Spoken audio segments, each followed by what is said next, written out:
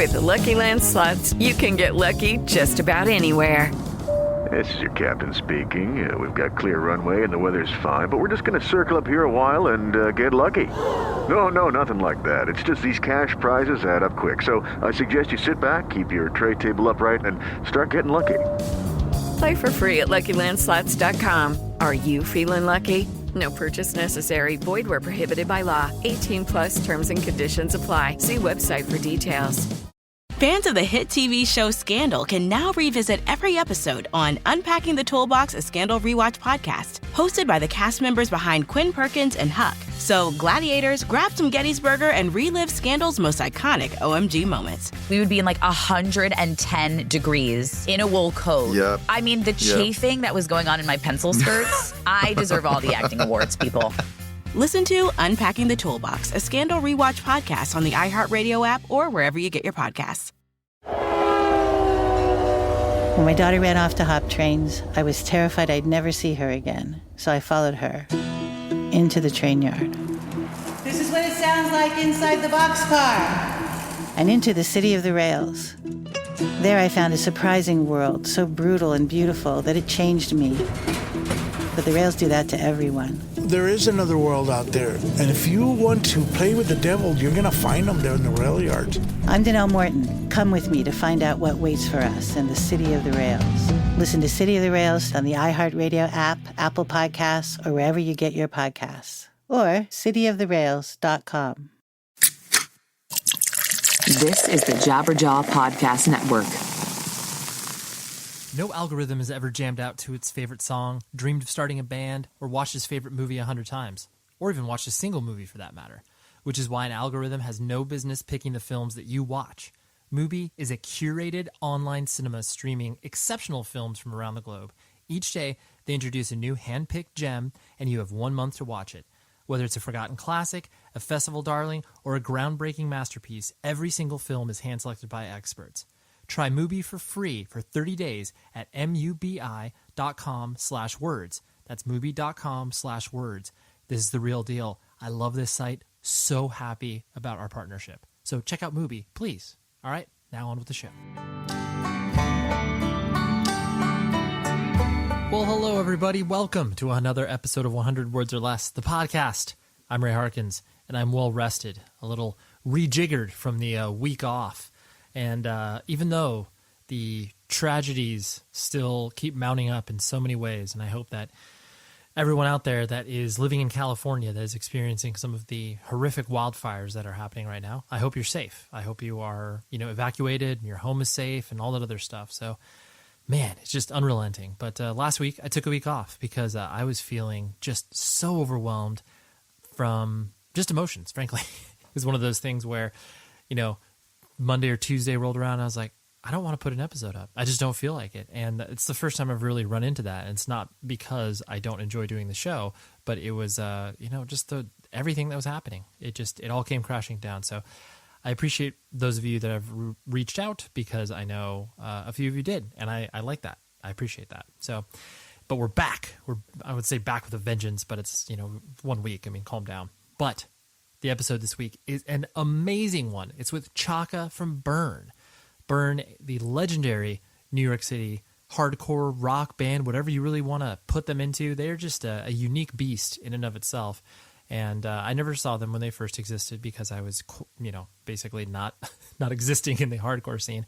But I've seen Burn a few times since they've been back. And their new record, Do or Die on Death Wish, is a really, really, to say they're boundary pushing is an understatement. Like, they just really challenge so many notions about what aggressive music should be. And they're just really, really inventive. And they've always been that way. So you should check out the record because, I could not say that they are existing in a space in music that is conventional. And I just love that about them. So Chaka was, he's an intense dude. And this was an intense conversation in the most positive way because he cares about what he says. And he is very focused on the language that he puts out there about his band, about himself. And I just like that because, I'll be completely transparent. There were a few times in our conversation that I asked him questions that he was like, no, I don't want to talk about that. It's like, okay, no problem. So anyways, more on that, more on him in our conversation in a moment. But yeah, I got to give a shout out to No Echo, who is a incredible website, noecho.net, and you will be able to find all of the awesome writings they have going on. I recently just did a huge read on Levi from Fall Silent, who I want to have on the show. That was inspiring for me. But they have great content, anything related to punk and hardcore. They cover it in a substantial way. Definitely not just like, okay, cool, here's this 400 word piece about a cool new band. It's like really deep dives. So I like that because, I mean, after all, that's what everybody likes to hear, the sort of deep dives, not just the surface level stuff. That's why you're listening to this show, right? So that is No Echo. You can find them obviously on the internet, on the websites. And what else do I got to tell you? Yeah, October is insanely busy. Been practicing with Taken, preparing for our shows in December. If you live in Canada, please come out. We are playing Montreal. We're playing Toronto. We got some other tricks up our sleeve, so I'm excited to just do that and get back on stage because it's always fun, and especially as we prepare the release of our new EP that is probably coming out in December at some point. We're playing some of the songs in practice, and I'm like, oh man, this is exciting. So that's what we got there. I'm seeing the National this week, so that's exciting. There's some other cool shows that are coming up that I'm happy to witness. One in particular, I'm seeing a live scoring of the 1931-32 classic Dracula with Bela Lugosi, and with Phil Glass and his harmonic orchestra. I'm so excited about that. So this is the time of the year that I think most people that are attracted to soap culture like, because there's all this, weird stuff that exists out there. So hopefully your fall is awesome. So anyways, like I said, Chaka, great conversation, intense dude, but I loved it. I loved every moment of it. So here it is, and I will talk to you after the episode is over. Will this kill us out in real, or is it too late? Have we all did our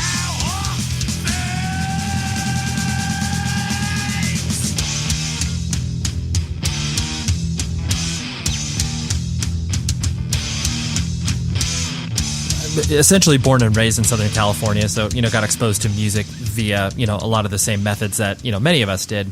But I think my experience, along with many others, in regards to first getting into Burn, was based around two specific things.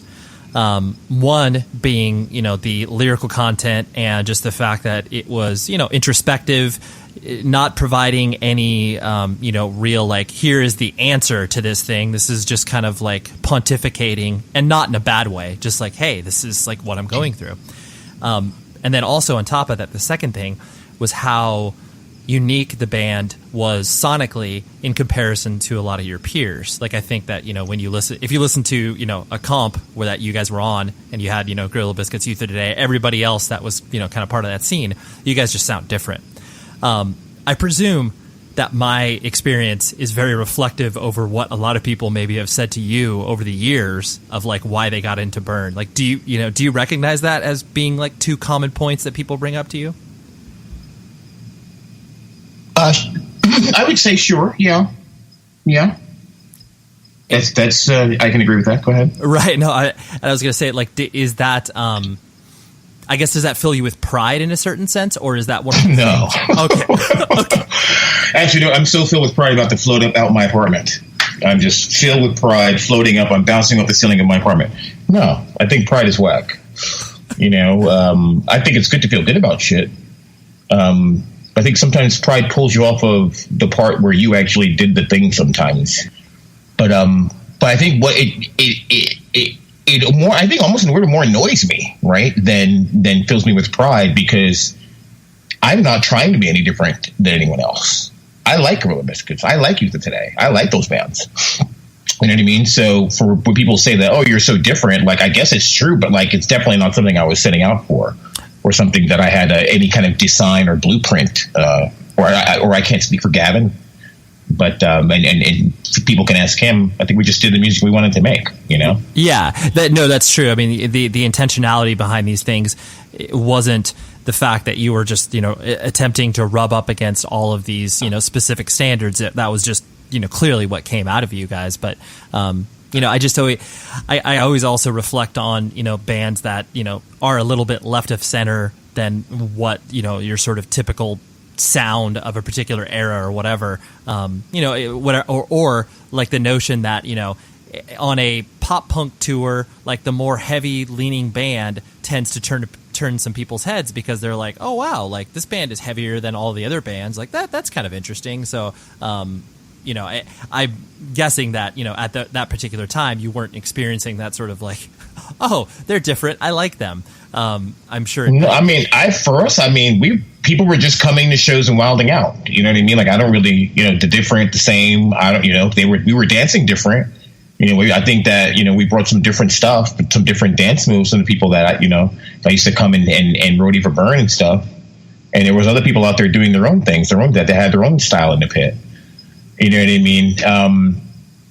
But I think that Burn, I think Burn is just about, it's not your own style. You know what I mean? It's about bringing your own style, but just to kind of sum this up, because I feel like we can talk about this for a while, but it's one of the points that, like, it's hard. If someone was to say your podcast is really different from other podcasts, are you proud about that? You might be like, you know what I mean? It's not, it doesn't feel the same way, I think, to the person you're telling it to than it does to the person who's like kind of saying it. The person receiving that statement, some might deem it a compliment. For me, that makes me like, I want to be like, I like Youth of Today. You know what I mean? Like, not that I want to be in Youth of Today or want to sound like Youth of Today, but if people tell me, yo, you don't sound anything like the other bands, I don't know. What do I sound? Tell me what I do sound like. You know what I mean? I don't care what do I sound like. Maybe that's what I want to hear. Yeah. Well, to me, to directly answer that question, I think it was one of those things where the, clearly there's a kinship, not only sonically, but, the fact you were coming from, a similar scene, and you had different experiences that led you to create Burn. But I think, the unique perspective that you guys were looking at hardcore through either your cultural differences, and the fact that you made up, this band, I think that was going to give you, the uniqueness, whether or not that was, and same could be said about every single band that existed, at that time period. And, frankly, probably now too. But, intentionally or unintentionally, certain things just come out, different. And whether or not it's the ultimate goal, it's like, well, this is just what had happened, and that's it's cool. I think that's a perfect way to just I think you described it perfectly just then, Ray. Yeah, well, thank you. Well, and we'll get back to Burn in different iterations in a bit, but I wanted to kind of focus on you as a person. Okay.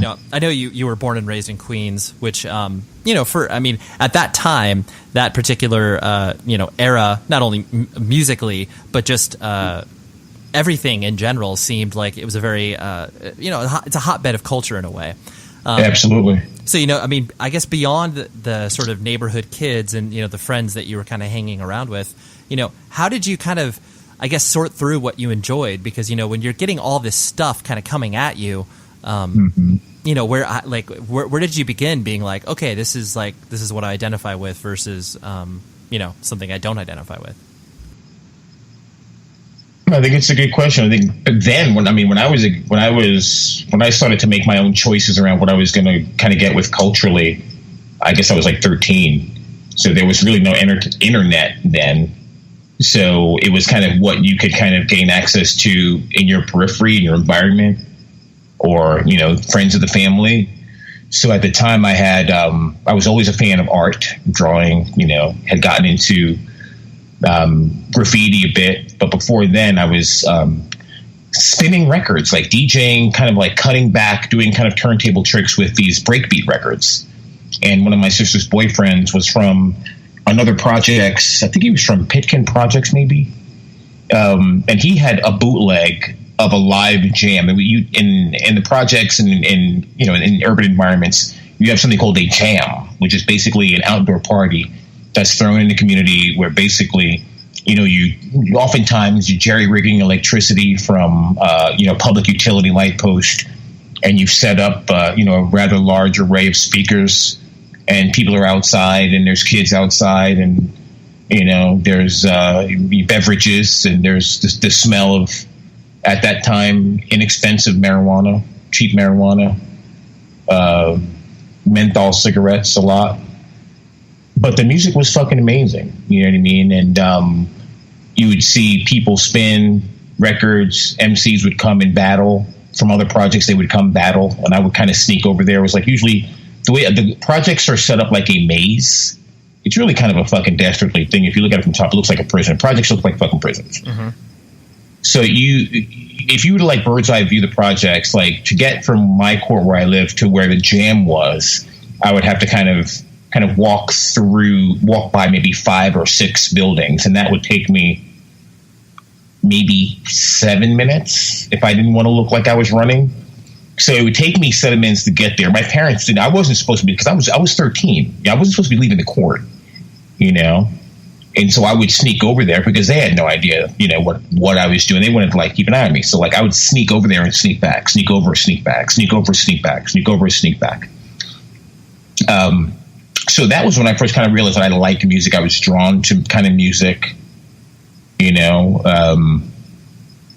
around maybe goodness, a couple years later, I'd seen Style Wars on Channel 13, which was kind of a graffiti documentary. Mm-hmm. That was amazing. That piqued my interest in graffiti. I began to attempt to write graffiti. Ran into some folks' high school, ended up beginning to write graffiti. Actually, even not high school, even middle school. Started writing graffiti. Then actually did some, going and, doing trains, insides and outs.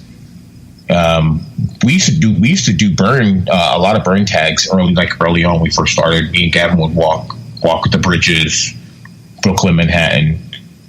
But so that was something, those were the kind of things that I gravitated to in my own, like the graffiti and the music. But not even like oddly enough, maybe others that somebody, maybe yourself, others might share this. There was in intermediate school, I went to kind of a school that was a kind of a specialized school where you were able, public school, but you were still able to kind of take these different classes. And one of them was called jogging. I know that's not crazy. I'm sure there's jogging classes all over. But I was able to take this jogging class. And the class basically consisted of me running around the oval by myself while other people kind of jogged at their own pace. And something happened for me where I realized that I feel like that jogging class, people talk about the runner's high, right? I don't know if I've ever had runner's high. Maybe I've had performer's high or something like that. But you've heard the phenomena of runner's high. Do you want to explain that phenomena for those that are listening? Of runner's high? Yeah. Yeah. Oh, absolutely. I think it is. No, just explain it, and then I'm going to keep going. Explain it for people that may not know what it is. Well, I think it's just this like rush of endorphins. Probably in the same way that, kind of adrenaline seeps into a person's, body when they're exhibiting, something very physical or very emotional. Where, right. It's like you feel in certain respects where you're kind of, out of your body. It's like you're observing yourself. Yeah. Exactly. And there's a clarity that comes to that. And that clarity was kind of the first time I realized that, oh, shit, I can actually do shit on my own. Like, I can move out of my parents' house. That's amazing. That's amazing because, there's so many arguments, today in regards to the overstimulated world that we live in that, people don't have time to, not only have silence, but just be able to, reflect, be inward about themselves. And I just really like that explanation of what you're talking about, where something as simple as, a jogging class gave you the ability and the wherewithal to realize that you can do things on your own. Yeah. Leftovers or the DMV number 97 or house cleaning or Chumba Casino always brings the fun. Play over 100 different games online for free from anywhere. You could redeem some serious prizes. ChumbaCasino.com. Live the Chumba life. No purchase necessary. Void where prohibited by law. 18+ terms and conditions apply. See website for details. During the summer of 2020, some Americans suspected that the FBI had secretly infiltrated the racial justice demonstrations. And you know what? They were right. I'm Trevor Aronson, and I'm hosting a new podcast series, Alphabet Boys. As the FBI, sometimes you gotta grab the little guy to go after the big guy. Each season will take you inside an undercover investigation. In the first season of Alphabet Boys, we're revealing how the FBI spied on protesters in Denver. At the center of this story is a raspy-voiced, cigar-smoking man who drives a silver hearse. And inside this hearse was like a lot of guns. He's a shark, and not in the good badass way. He's a nasty shark. He was just waiting for me to set the date, the time, and then for sure he was trying to get it to happen. Listen to Alphabet Boys on the iHeartRadio app, Apple Podcasts, or wherever you get your podcasts. What's up, y'all? I'm Guillermo Diaz, and I played Huck on Scandal. And I'm Katie Lowe's, a.k.a. Quinn Perkins, and we're the hosts of Unpacking the Toolbox, the Scandal Rewatch podcast where we're talking about all the best moments of the show. And reliving that set life and finding our characters. You know, Huck is this tech-savvy, like, character, obviously everyone knows, but me, Guillermo Diaz, is like, where do I go on my phone to turn on the light? Like, I'm the worst. Do you think Quinn got cool? Oh yeah, when you started wearing your leathers and your black boots and your flannel, you got so cool. I don't know. I felt like in her heart, she's still such a bird. Gladiators in suits, come on, grab your Scandal swag, your popcorn, your Dubélé, and join us on Unpacking the Toolbox every Thursday. Listen to Unpacking the Toolbox on iHeartRadio app, Apple Podcasts, or wherever you listen to podcasts. I honestly, after that happened, I think for years I thought that everybody went through that in a very similar way. And I've learned that that's not necessarily the case. I've heard some amazing stories, and I've heard folks that maybe haven't shared a story with me. But I think that was crucial, and it plays into meditation and discipline and some of the things that ended up making me feel like, okay, yeah, like let's be vegan, right? And let's onboard this philosophy and let's do all these different things. I'm not vegan now, I'm a pescatarian. I feel like I think people when you can have an opportunity, especially naturally, I was going to say younger in life, but fuck that, because you're where you are now, and I don't want to diminish anybody where they are, especially even myself, right? Because I still have shit to do. I feel like when you can find a meditation, be it running, crochet, I don't give a fuck what it is, graffiti. It's just good to keep that shit going, because there is times when you forget like that you can have these aha moments if you just like focus yourself on something mundane. Yeah. You know what I mean? Sometimes you try to like, sometimes like friends want to, you want to go out? Yeah, dude, I'm staying inside. You want to go out and chase the night and try to have fun? Great. Right. Like I'm going to sit here. I'm going to program some drums. You know what I mean? Like I'm going to program some synths. You know what I mean? I'm going to get my meditation on, right. Totally. And I feel better. You know what I mean? Sometimes I miss going out, I enjoy seeing friends, but I also enjoy feeling like I got something done. Mm-hmm. Absolutely. You know what I mean? Which is, I'm not saying that me staying in, I'm just saying that's the time when I would be going out is the time when I need to meditate in my work. Yeah. No, it makes total sense. Especially as I'm older now than I was when I was going out a lot too. Yeah. No, it makes sense. And so what was your family structure like in the house? Like, a mom and dad present, brothers and sisters? What was the makeup? Yeah, everybody around, a few sisters, brother, two parents household. Where did you sit? Like, were you the middle? I was the middle child. Okay. Yeah. So you had to try to get everybody's attention, right? No, by no means. No, didn't follow along with the middle child stereotype. I mean, I didn't know about it, right? I mean, speaking of didn't know about it, your man, one of the dudes from the moon, somebody confronted him. I forgot which astronaut it was. And I should probably know, so I'm going to say shit. But they were like, so you went to the moon, but what about, and now I'm forgetting the fucking name, the Van Allen radiation belt. They were like, so you went to the moon, what about the Van Allen radiation belt? You guys didn't get any radiation? And the guy that they, posed a question to, that was supposedly one of the astronauts aboard the craft, said, well, we didn't know about it, so it didn't hurt us. Right. Totally. We just plowed right through it. Yeah. Ignorance is bliss in many ways. So maybe since I didn't know that middle child had to act wild and extra, I just kept it normal. Yeah. Once you started to become aware of a scene and start to go to shows and start to be interested in this subculture that ostensibly was completely underground. Mm-hmm. how did like your peers and how did people who were, interested in some things but not the, hardcore scene and aggressive music and stuff like that, like how did that sit with everybody? Were they just like, oh, Chaka's crazy, I don't understand why he's getting into this weird stuff? No, oddly enough, I was going to shows solo. I had I think maybe I've been blessed to chill with people that are very open-minded. But oddly enough, I was just thinking, like, at that time in high school, like, I was hanging out with myself, Sasha Jenkins. I went to high school with, we went to high school myself, Sasha and Danny Diablo. Same high school, same time.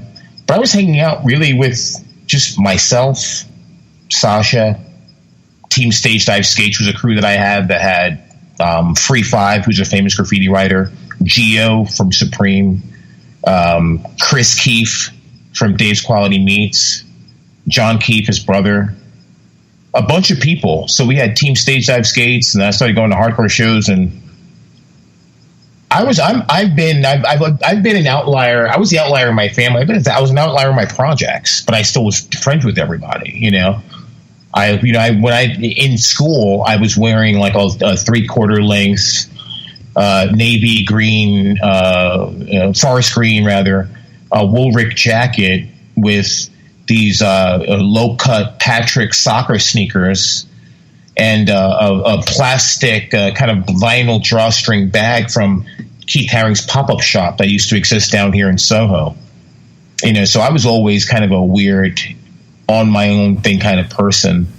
So I think the hardcore, it was almost more like normal for me to find that than it would for me to not find it or something, if that makes sense. Oh, no, it totally does. I mean, yeah, especially when you are, kind of forging your own path and really, putting all these disparate elements together, whether, from the, the graffiti stuff that you're getting into and then skateboarding, skateboarding. And I mean, all of this stuff is you can see the context now. Oh, absolutely. But when you were pulling all this together at the time, you were just into it. You were just into it because you were into it, as opposed to, I feel like I'm adopting this subculture into my life. You were just, kind of mixing it all together. It was a porno for me because, actually, to answer your question honestly, I guess and not even because my family didn't care. There was just one time when I was playing, Armand was selling the Rest in Pieces record in front of CB's. Okay. I think he had just come out that day or something like that. Whatever it was just like brand new, and he had like a few of them, not even a fuck ton of them. A few of them. I bought one. Right. I think it was oddly enough maybe a Saturday even possibly. Okay. Saturday, Sunday. So I get home, nobody's home. So I think right. So I put this record on right, and I don't know if it was the second song because I haven't listened to the record in a minute, but or where it sits on the record, but there's a song "Suck My Dick, Balls and All." Right. For those. Suck my dick, balls and all. Suck my dick, balls and all. Make my nut and suck me, balls and all. You go better. And I'm sitting in my room blasting this shit. Blasting. Right? And then I just hear like a knock on my door. I'm like, fuck. I open the door. It's my father. And he just simply says in a very loving tone, he says, brother, your sisters or your mother could be home and hear that. Right. I said, I'm sorry. And I turned it down. Right. You're like, that was my father went and filmed Burn at CB's. He filmed us at the Marquee. Like some of the videos that you see were actually filmed by him. Those were like from 89, 90. Mm-hmm. So he was actually incredibly supportive. But that one time with Armand, yeah, this is over the limit. Very expressive lyric. And he didn't tell me to turn it off. He gave me an opportunity to figure it out for myself. Yeah, self-correct. Yeah. Yeah. Did you, as you were kind of going through high school and stuff like that, did you, I guess, care about school and that whole sort of, normal path that kids are supposed to go on in regards to, high school, college? Fuck yeah. I cared about high school. I mean, I was in AP classes. I think was it the whole time in high school? But to me, I liked high school. But I could still fuck, man. No, because it's like, it's just one of those things that you don't really fucking think about, right? Oh, so I think what I was going to say was like, I was going to say that's what I was going to say, I like high schools, but I don't like bureaucracies. And that was when I first started to notice bureaucracy. I don't know if that's true. I feel like that just bubbled up inside of me. I had never thought that before. Mm-hmm. That's pretty hard though, when you think about it. To be like, okay, like, wow, this is fuck. You know what I mean? Like, right. To be like, okay, so this is the fucking world, you know? But I also saw, you know, and when I say bureaucracy, just for clarity, I mean, you know, nepotism, favors, you know, shit that can't happen for, you know, obviously ridiculous reasons, not even seemingly ridiculous, but obviously ridiculous reasons. Politics coming in and fucking up shit in the school system, you know. But you know, I think when you're younger, you don't really feel like that exists. You don't really know about it, right? But then when you get to a point where it's not just a news story, but it's something like that, you're like, okay, fuck, this is... So now I have to go do this shit all over again because you forgot this one thing back then? Like, shit like that. Like you know, like, you realize, whatever, I'm not going to go on about this. Right. But on the positive side of things, I'm going to get your take on when I'm done with this real quick. On the positive side of things, I saw my high school was very, very diverse. You know, very diverse. Queens, I think, is the most diverse, you know, county or something in whatever it is in the world. Not county, but I think it's got to be bigger than a county. Whatever it is, it's the biggest mix of people in the world, like of different people. And my high school definitely reflected that, though it was attached to my projects, which was a predominantly Black and Latin projects. But we had, you know, Greeks from Astoria, the Indian kids, or, you know, from on the other side of, I guess, Broadway it was. So it was pretty diverse. You had everybody, you know, all the different Asian, ethnicities were represented there. You know, a lot of like, newer kind of immigrant groups that you were seeing, you know, kids that didn't speak English. You started to see ESL classes, you know. That's cool. Yeah, you felt like there was, I mean, for all of the things that you start to recognize in high school in regards to, like you said, systems, you know, in place that were like, oh wow, like I can't get around that. I have to like either, you know, decide not to go with the flow, or go with the flow and, you know, end up at a place where I can make changes later on. But then on, like you said, on the positive side is the fact that there's also, you know, places where kids can start to feel empowered for themselves. Yeah, and this is, I was kicking it with a friend Nick about this. He does a kind of a zine called New Morality Zine. We were talking about the social versus political, right? Whether you're spiritual or whether you're not, you realize that there's a saying, the mob rules, right? Mm-hmm. The mob rules, right? And usually the mob is not right? Well, we're going to agree. No, I'm not talking about the mafia. I mean the mob, the group of people, mob mentality. If there's 80 people that haven't eaten in a year coming your way, their fucking communal whatever thing. What's the cloud? What's that? The word cloud or whatever? Yeah. That is going to be pretty fucking focused. They're going to be thinking the same shit. For sure. Yeah. No, that totally makes sense. You know, the kind of on that same tip where, you know, actually this is something you mentioned a little bit earlier, but I think many people were really and still continue to be struck by, you know, the particular Burn song, you know, Shall Be Judged, just because it was, you know, you were obviously espousing the idea of vegetarianism and, you know, saying how people can do this and blah, blah, blah. But right. You know, you were raised vegetarian, and like you said, you know, you're pescatarian. Pescatarian, right? I was raised pescatarian. Yeah. Okay, you were raised pescatarian. So, you know, that's not a common experience for most people. So, I'm only guessing that your worldview was completely shaped by that, in a positive way, where it was like, okay, like I was never introduced to, you know, this side of the food chain. So you know what? The one thing I will say to that is true from a biological standpoint. And I've tasted some of these newer burgers that, like, I've had meat a few times. I went through like a month where I was like, I'm going to just try filet mignon. I just made it a few times for myself, and I made it for a friend's dad. And the friend's dad said this is the best filet mignon that he had ever had. I'm a good cook. Okay, but I enjoy cooking. But the one thing I realized when I was biting into this filet mignon is that it was asking my salivary glands to do shit that they didn't really know about. I felt there was a confusion where I felt like my glands were not equipped to handle this. And I think that folks that grew up eating meat, whose glands are equipped, it may be harder for them to stop eating meat if that's a choice that they want to make. Right. So I just wanted to share that and give props to those people that did grow up with those glands that are very receptive to whatever the whatever makes up the meat that my salivary glands don't understand just mathematically. Like, it tastes like confusion, aka I want to vomit, like, you know what I mean? Like, it just wasn't comfortable. Right. Well, yeah, you knew you would never. I mean, yeah, it's like your body is used to the way things are for you, and then you introduce a foreign body to it, and all of a sudden it's like, what the hell is this, dude? I don't even know what this is. Yeah, and I imagine, and for me, like, I know that I enjoy seafood, and I was telling my girl, I tell people if I have mental work to do, I want a piece of fish. I want the fat from the fish. Now, maybe I haven't identified another fat option in the plant world that I can utilize.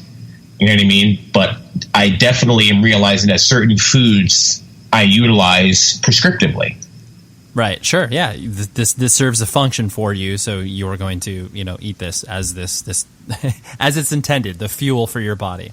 So exactly, and that's the one thing from the vegan piece. I mean, I haven't been really fucking with any dairy lately, but that's the one thing that's holding me back from being vegan. I think, which may be good, because if I am somebody that doesn't eat any dairy and I eat my seafood, I can keep to myself, and I don't have to tell anybody that I'm vegan, and I can just do my thing. Yeah, totally. For most people that decide to play in a band and participate in that that active side of being a part of the community, did you once you started to be the front man for Burn and start to sing for Burn, was that was that an easy thing for you to do? Did you have to get comfortable with the idea? How did that kind of manifest itself inside of you? And interestingly enough, I was so excited. And I'm naturally I'm an outgoing person. I'm an improvisational kind of person. I like to joke around and enjoy the moment. I like to play sports, and I didn't really find being on stage to be much different. I think you develop, most importantly, and I hope I'm still developing, ways to help the folks that come to see you to get a real grasp of what you're trying to share, and for you to really get some good waves of feedback from the crowd. And if you have an opportunity to have some conversations, to have those conversations and to continue learning, right? I mean, it's a continual kind of thing, but yeah, I'm definitely not shy about performing or something like that. It was pretty normal. Sure. And I mean, was Burn ostensibly the first band that you played in, or did you do musical projects earlier than that?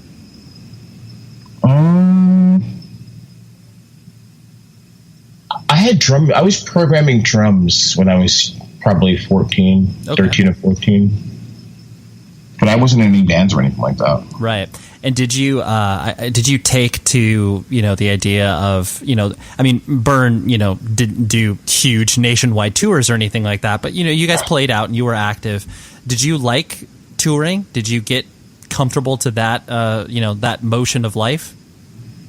With Orange 9 did touring. Burn really didn't do anything, right, from a tour standpoint. Sure. Orange 9 is that what you mentioned, Ray? Yeah. I'm sorry. No. You're right. Basically, yeah, just the idea. Once you started, with Burn or Orange 9mm, once you started to tour, did you like that lifestyle? Sometimes, I think it depends on the tour. Well, yeah, sure. Right? Yeah, it's all encompassing. Depends on the band. at the time who's in the band, right? Sometimes, sometimes you have to, switch things up, because people don't want to be in the band, and oftentimes things get better because the person didn't want to be in the band, and now somebody that wants to join that energy and to share that energy can participate. I've been in bands with a lot of people. I'm thankful for every single person, and I've been one of those people that didn't want to be in the band. I think in touring is. I think for me, the touring is about being okay with yourself day to day. Like, do you like knowing that you have your little bag? If you have a bag that's got, I don't know if you're into, like, for me, I like to program drums, right? Program beats. So I'm going to have, something that allows me to do that, right? And my cell phone, and I'm good, right? I think if you could. Go ahead. I was just saying, you got your go bag of I got my drum machine, I got my phone, and I got a stick of deodorant. That's all I need. Yeah, the deodorant. I picked up some Tom's the other day, but I had dropped deodorant for a long time. Okay.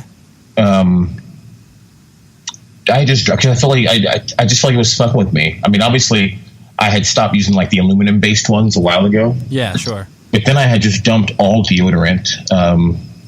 But now I picked up some Tom's again, just randomly. Yeah, try it out. Yeah, my girlfriend was stoked about it. Right.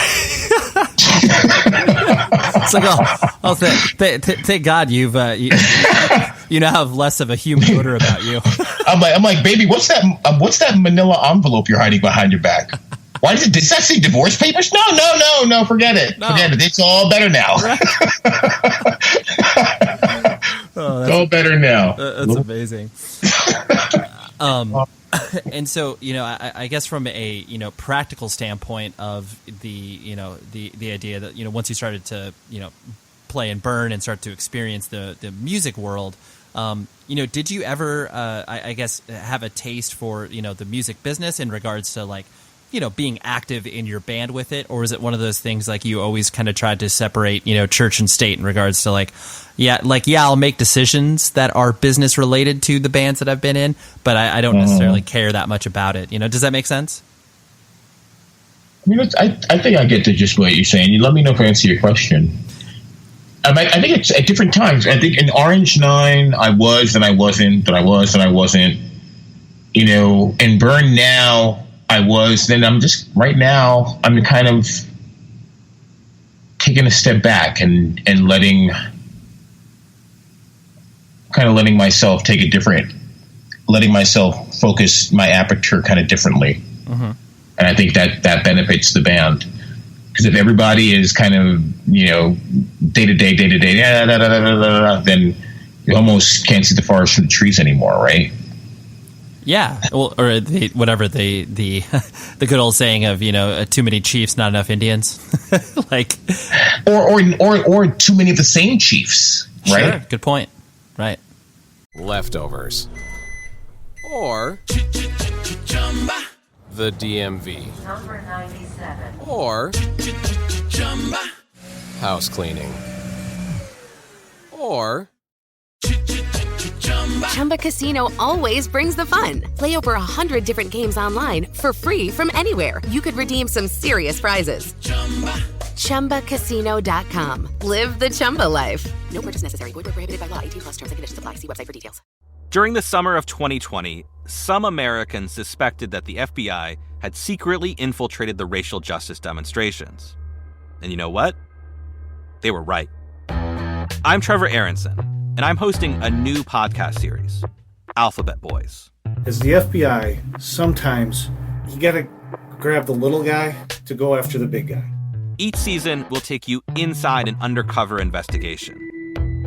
In the first season of Alphabet Boys, we're revealing how the FBI spied on protesters in Denver. At the center of this story is a raspy-voiced, cigar-smoking man who drives a silver hearse. And inside this hearse was like a lot of guns. He's a shark, and not in the good badass way. He's a nasty shark. He was just waiting for me to set the date, the time, and then for sure he was trying to get it to happen. Listen to Alphabet Boys on the iHeartRadio app, Apple Podcasts, or wherever you get your podcasts. What's up, y'all? I'm Guillermo Diaz, and I played Huck on Scandal. And I'm Katie Lowe's, a.k.a. Quinn Perkins, and we're the hosts of Unpacking the Toolbox, the Scandal Rewatch podcast where we're talking about all the best moments of the show. And reliving that set life and finding our characters.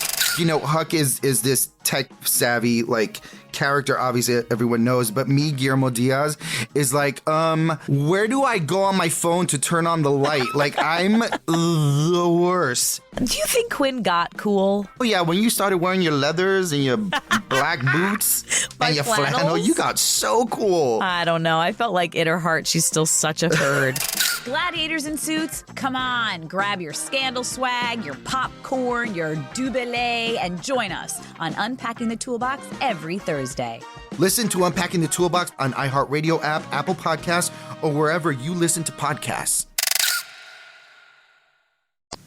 You know, we need to see a couple of different vantage points, right? If we don't both on the same mountaintop play in the same direction, then, you know, it's not great. Right. That's all you're going to see.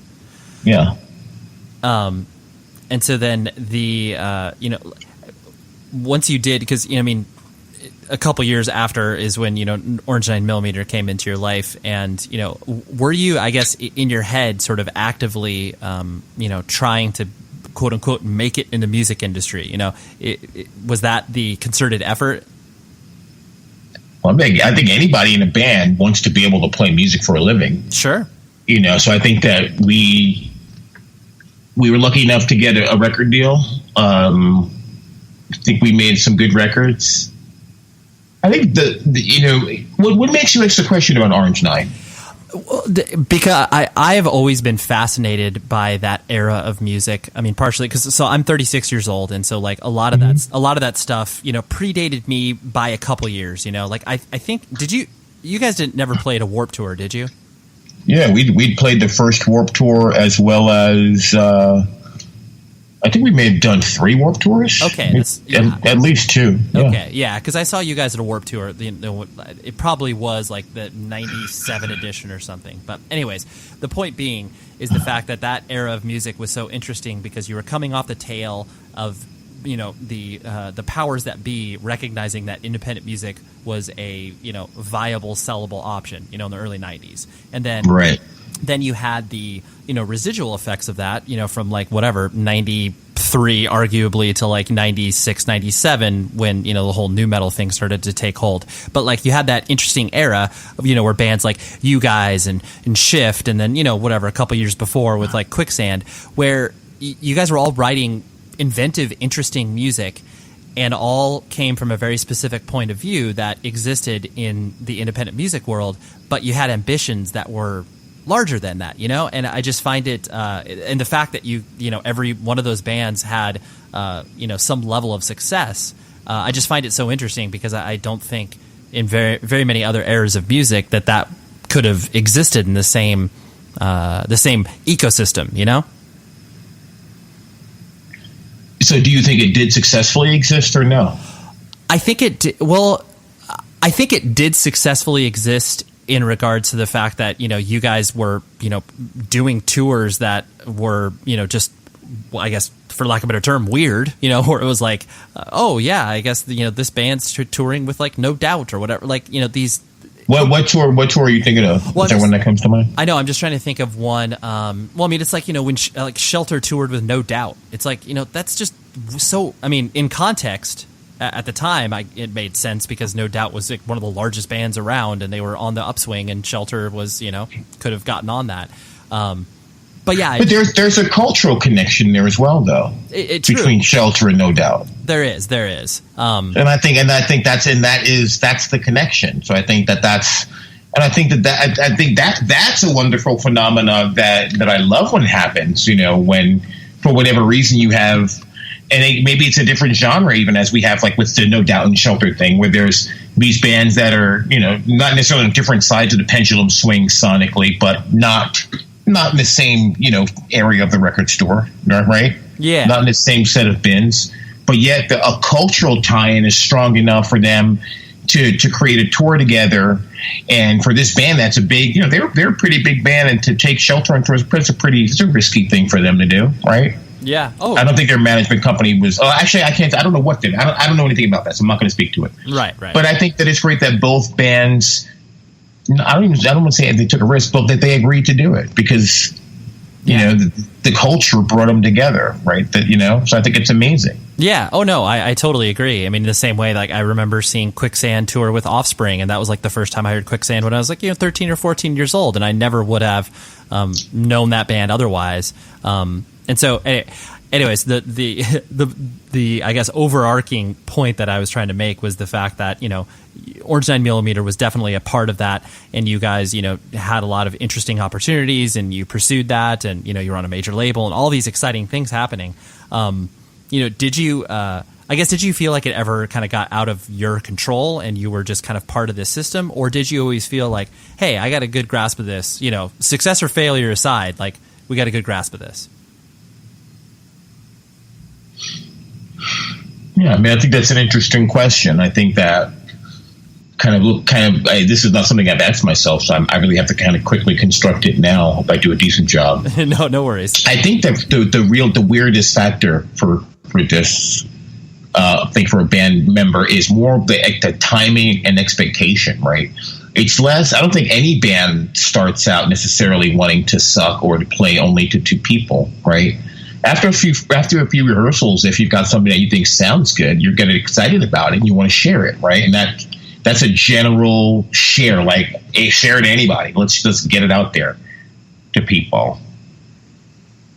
Sure. What was it? What was your question again, real quick? No, it's okay. I was just like, if you felt like, you know. Oh, right. The timing. So I think what happens was, you start a band, right? So me and Chris were in a band. We did, you know, maybe for like 2 months or something like that before we got signed. I think we did like one show. We did one show, and the show was a nice packed show, right? So then you get on a label, right? So then everyone wants or expects all the shows to be bigger. Everyone wants all the records and the songs to be bigger. Everyone wants all the cars that you travel in to be bigger. Everyone, including the band, wants everything to be bigger and faster. You know what I mean? And so I think what happens is, rather than losing control, you almost step out of your natural path, your natural momentum that you built with that band. And I think it's kind of like getting on a ski lift. The first time I got on a ski lift, I felt like I was going to die. I felt like I was going to miss and it was going to hit my head. Like, you got to get your ass up and into position so you don't fucking, you know, have the ski lift hit you upside the head.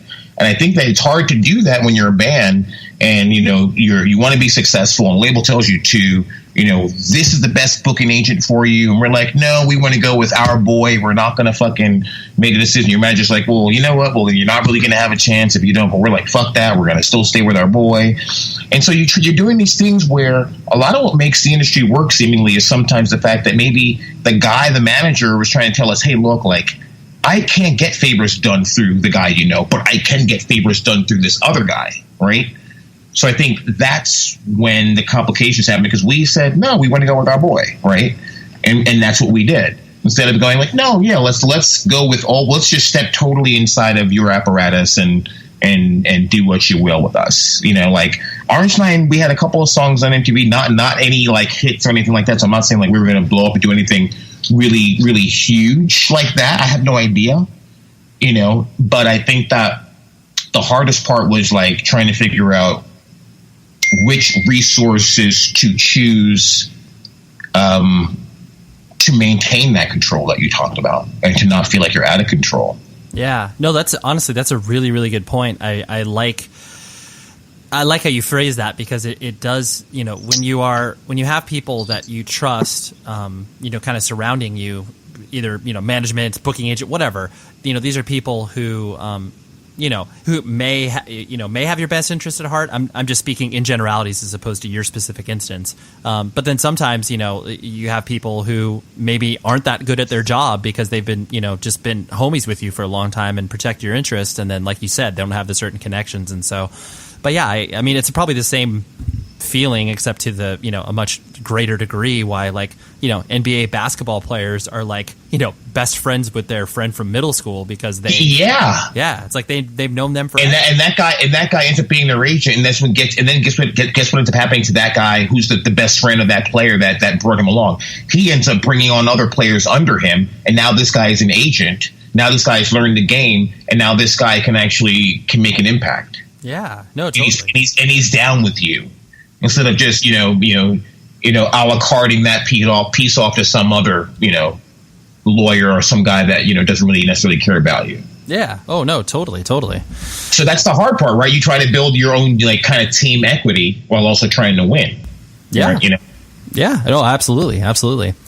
Something that I always found very interesting and profound about the way that you express yourself over the course of all the music that you've put out was there was always that search for spirituality, whether you've explicitly stated it or whether it was just you're speaking more in vague metaphors or whatever. That's been something that's been interesting to you throughout your whole life.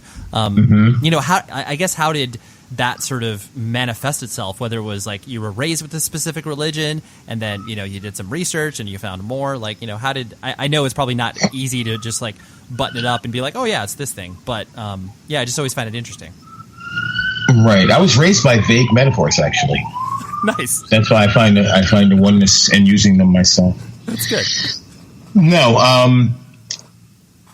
my dad was he's still with us, thank God, but he was a poet in the sense that he's not writing poetry at all now. And like right around the time before I was born, he was writing poetry, and he was utilizing the name Chaka. And my dad was kind of around and documenting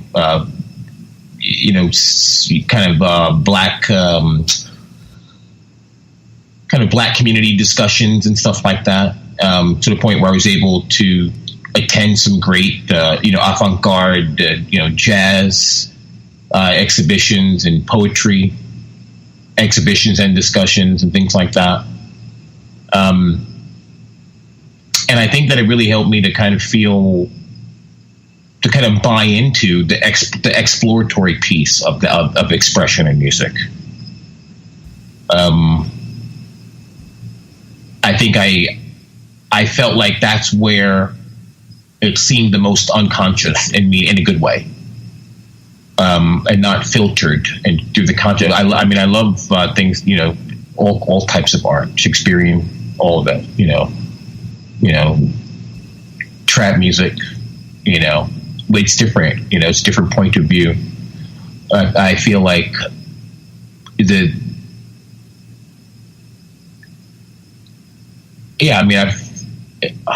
I've never thought about this shit. I'm sorry. I know. Yeah. And I appreciate you working out in real time, and I don't expect you to, land on a place that, like I said, is just this, tied up in a bow response. But you just know, you just notice, especially when you're tracking, an artist over, I find, the hardcore and punk scene so interesting for a myriad of reasons, but one of them is the fact that, these people grow up in front of us, and, at the time you don't know it because all you're doing is being like, oh, sick mosh part or good lyrics or whatever. It's only once you reach a certain age where you have perspective and then you start to kind of reflect on like, oh yeah, like the reason that I even got interested in, A, B, or C is because this person said this one particular line, and then you see that line or that thought maybe reappear years later, and it's just like, oh, that's just crazy, and that's just always something I've noticed about you, where it's like, oh yeah, like you're not being like, here's the answer, this is like what everybody says and what everybody should follow. You're not very dogmatic about that, but you are like, hey, you need to be thinking about this, and this is important. And I just, I've always admired that. I appreciate that. Yeah, well, I appreciate you, so there we go. Oh, wonderful. And the last thing I want to hit on was the, since Burn has, kind of come back into not only the public consciousness, but you guys have been active as far as, playing shows and writing music and new music. to me, your enthusiasm, has always kind of been there in regards to, the music that you've created. But you're not jaded. And I think that's a real tough place for many people to be, because of, a myriad of different reasons. As you grow older, you think your era of music is the coolest and, whatever. How do you combat the fact that, it would be easy for you to be jaded, but you're not. So I don't know how. I don't know if that's a thought that occurs in your head, but you strike me as a person who's not jaded, which is great. That's good. I like music. Music changes. The movements sound different as time goes by. Sometimes they don't sound great. And over a few year period, sometimes they sound good again. Shit comes back into style. I think a lot of people don't even listen to music anymore. I think more people, when you listen to music, they're remembering the music. You're not even listening sometimes. So you may be there. You're exploring the music, even playing on your Walkman or playing on your iPod. Or you're playing on your computer, and you're remembering it. You're not even really listening. So I think I started to really listen to music again. Just listen to it.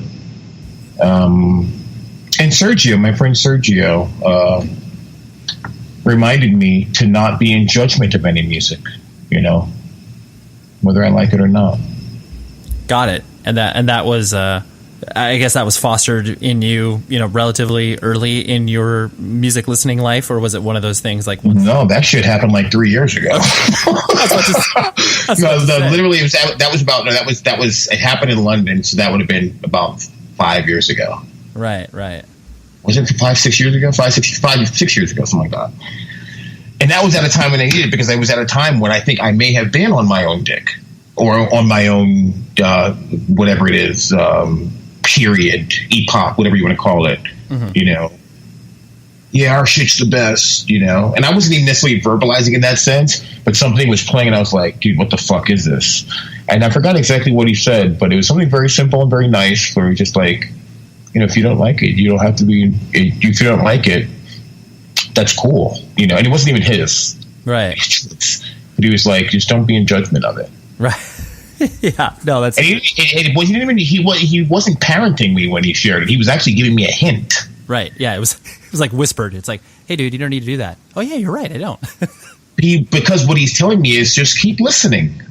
Because if I'm not judging you, what am I doing to you? Yeah. If I'm either paying attention to you or I'm ignoring you.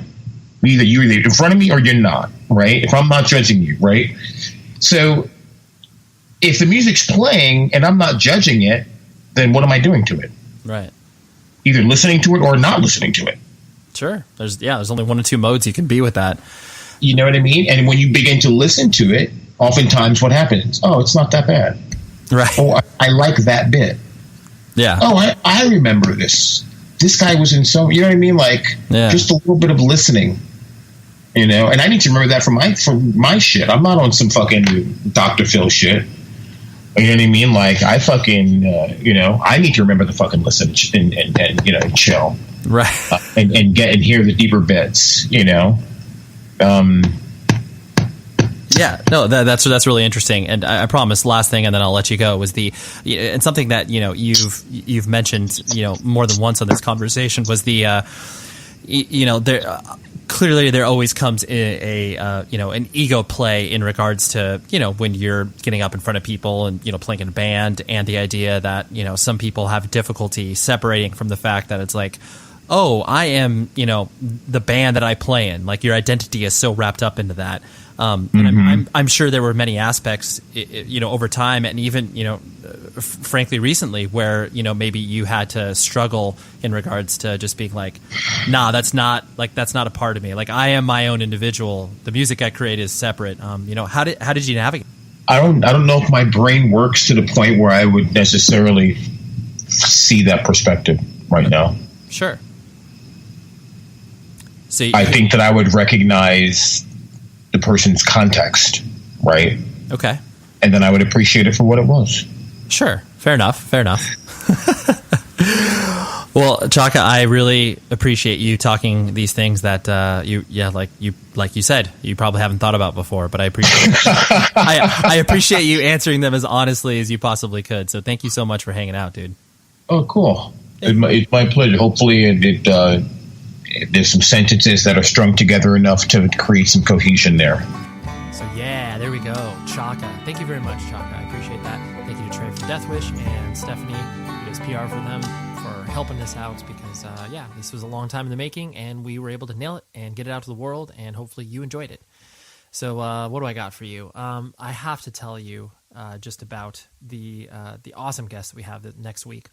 Marissa D'Ella. She's from a band called Small Circle, and this is one of those kind of, undiscovered band spotlights that I like to do occasionally. I just got sent this record, and it was coming out on a friend's label, and I was like, yeah, I'll check this out, and I loved it. Cam from Sorority Noise plays in the band as well, and the record is unbelievable, and she was a very insightful, fun, inspiring conversation with a young person that's just doing the damn thing, living life. So that's what I got for that, and I don't know. I want you to all be safe, because I know I say that at the end of every single episode, but now more than ever, it just feels so appropriate and even more sincere, even if that's possible, than what I previously was. But yeah, be safe, everybody, and I'll see you next week. Oh, and also, please, big shout out to Mubi for sponsoring the show. Go to Mubi.com/words. That's Mubi.com/words, and you will be able to watch just incredible films. Okay, so do that. All right, now for real, be safe, everybody. You've been listening to the Jabberjaw Podcast Network, jabberjawmedia.com. Shh.